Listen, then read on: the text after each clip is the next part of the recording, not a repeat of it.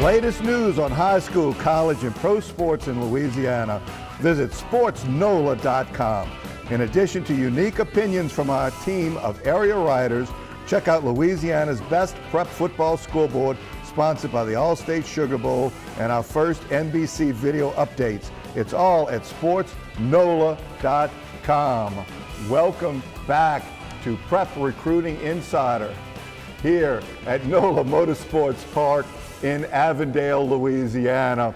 And I'm Rick Gailey, your coach of PRI, here with the insider, your insider, Renee Nadeau. And it's our pleasure today to have Coach Jay Roth of the Archbishop Rummel Raiders as our guest today. Jay, welcome to PRI. Coach, thanks for having me, Renee. Good to be here. Jay, always glad to be with you. 189 wins in 20 years as the head coach of the Raiders. 70% success. Jay, that's unbelievable. 2 state championships.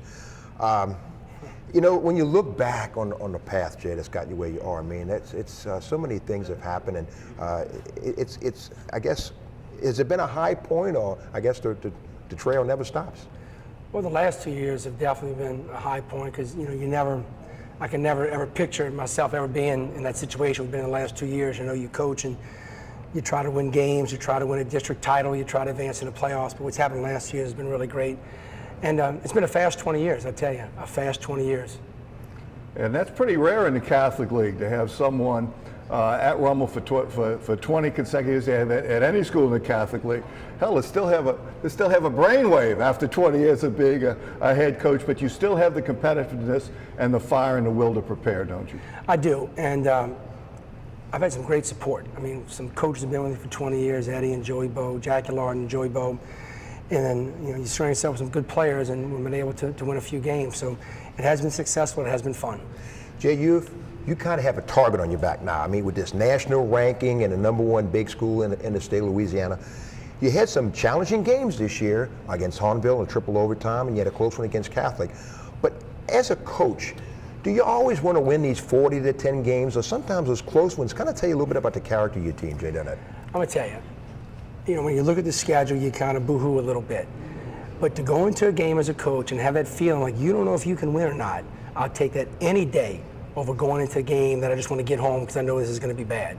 You know, so I'll take the butterflies, I'll take that sick feeling every game where it goes down to the wire over any game where I know that I'm overmatched, you know, and the opponent's not going to be that good. So I really do cherish and I relish these games that we play every week. And you're 5-0 after your pre-district schedule, getting ready to play Archbishop Shaw in the game for the megaphone. Perhaps right. You might mention something about that particular tradition, but something that bodes well for a game that I'll have a chance to see this weekend is that every other week you've had a blowout, you've had a close game the other weeks, and this is the week that bodes for a close game, which you would expect anyway in playing your good friend Scott Spain's father at Shaw. I could see it happen. Shaw's 4-1. They're healthy. They have a great running back. Scott's a fabulous coach. We coached together back in the late '80s at Archbishop Shaw, and it's the first game of the Catholic League weekend, and it's for the megaphone. So anything can happen. Anything can happen. You know, the megaphone started in 1964, I believe, was the first game for the megaphone, and it's unique that the teams pass on this megaphone back and forth over the years to the winning program. You know, the teams meet at midfield, the captains present the megaphone to the winning team, and it's very humbling for the team that's got to hand it over. And it's very exalting for the team that wins. So it's kind of like one of those Big Ten traditions, or LSU and Arkansas with the boot, you know, where you're playing for the old wooden mug or something. It's good. It's good for football. You know, Jay, you got some underclassmen, some juniors and sophomores even that are really a big part of this team. You've got 2 back-to-back state titles. How do you keep the flame under this group? What kind of character do they have every week that they're obviously competitive? I mean, how hard is it to motivate this team? Well, I think the pre-district schedule this year kept us highly motivated and focused. You know, you play Acadianas and Catholic Highs, Dutch Towns, that catches your eye. You know, it keeps the kids focused. And then the Catholic League this year, it might be the best league from top to bottom pre-Katrina or even further back. You know, 25-4 is the record of all the teams in the Catholic League after pre-district games. That's a pretty impressive run for all the schools. Now, I'm proud of it. You know, I'm proud of this league. So, you know, they're not looking forward to anything other than what's ahead of them, and that's, you know, Archbishop Shaw in week 1 of Catholic League. And as you just mentioned, I think that this is the first year since Katrina that the Catholic League is what you and I remember as a Catholic League. I remember when you played that you'd have 3 pre-district games and then you'd have 7 Catholic League games after that. It was like a playoff every week. And everybody was undefeated. Yes, everybody's that's undefeated exactly going to the Catholic right. League play, and that's the way I remember it. And that's pretty much it's close to what it's like right now. Right, and the schools have been rebuilding, getting their population back up, and I think this is the first year from top to bottom. You've really got some great balance in the league this year.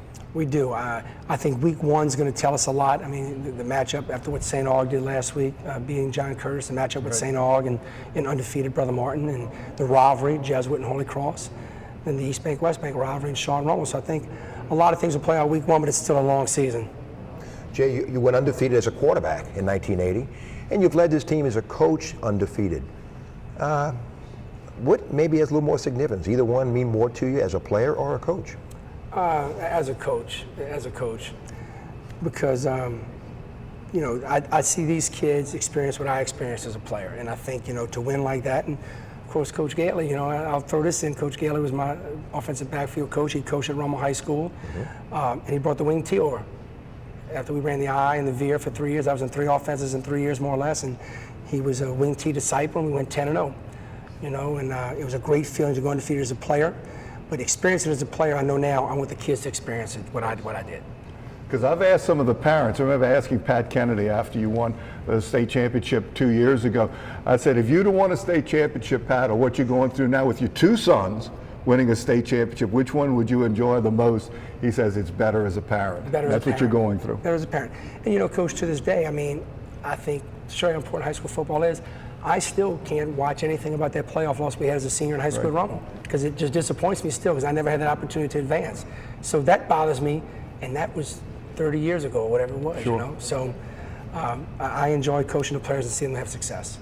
You went through the recruiting process as a player, Jay, and being a recruiting show, this process has really evolved. How do you kind of keep a handle on things? And, you know, there's some things some potholes you have to watch where you step. Well, I like the recruiting to pretty much go through my office for one thing. I want to know who's talking to the kids and who's not. I tell these young men this, that they still can get better every day just because you might have committed. Yep. Your allegiance is still to Archbishop Rummel to the day your last game's played. And you've got to be teammates. You've got to be humble. You've got to be, you know, your teammates have made you, you know, almost as good as what you are. I mean, it takes a team to have a good player. So one, they got to stay humble. One, they got to continue to work and improve and get better. And, you know, have their allegiance to Rummel till their last game's done. And that's what Rummel and Raider Pride is all about, is working hard every day.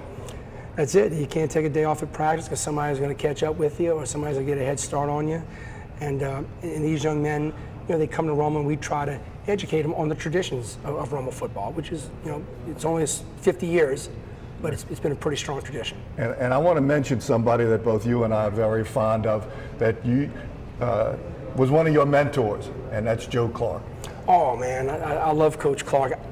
Coach Clark's about 84, 85 years old right now. He was my quarterback coach at Nicholls State, and he knew I wasn't good enough to play quarterback real early, so he moved me to other positions. But I've kept in touch with him. To this day, we talk 2 or 3 times a week. 2 or 3 times a week, I talk to him on the phone. And last week, he's trying to give me a pass play. I sent him all the games on DVD, and he watches all our games and critiques them and tells me things. And, you know, that's why he's always Coach Clark to me. You're always Coach Gailey to me and Coach Pontiff, because I have respect for people who coach me, and they'll always be coached to me. Now, what signal, Jay, during the summer told you that this group, 2014, can be a special group? Well, I don't know if I got that signal during the summer, Renee. I'm going to tell you, I pulled a few hairs out with them because, you know, we had to get them focused, and we had a lot of injuries, and a lot of people didn't go through summer workouts or August workouts or spring football. I think when they saw that they could be a good team by some of the people they've played early in the year, then they've gotten a little confidence now, you know, and it's a 3-part year now. The way that the state's divided up with select and non-select, it's pre-district, see how you come out of there. And the goal is to be the district champion, the Catholic League champion, like every school is in the Catholic League. And then everybody makes the playoffs, so you know you're going to make it. You know, it was just kind of disappointing. There's not much fun there. You know you're going to make it, and then that becomes the 3rd season. Well, thank you for being here today, Coach Roth. And we've got 2 of your great athletes coming up next in the first of 2 segments. But we appreciate taking the time. It's exam week. It's hard to find practice time and have the players ready for exams, but thanks for being here today. It's a great pleasure of mine. We're here at NOLA Motorsports Park, 640 acres of speed, speed, speed. Take a look at nolamotor.com for all the information. PRI, Prep Recruiting Insider. We will be right back with 2 great Rummel athletes.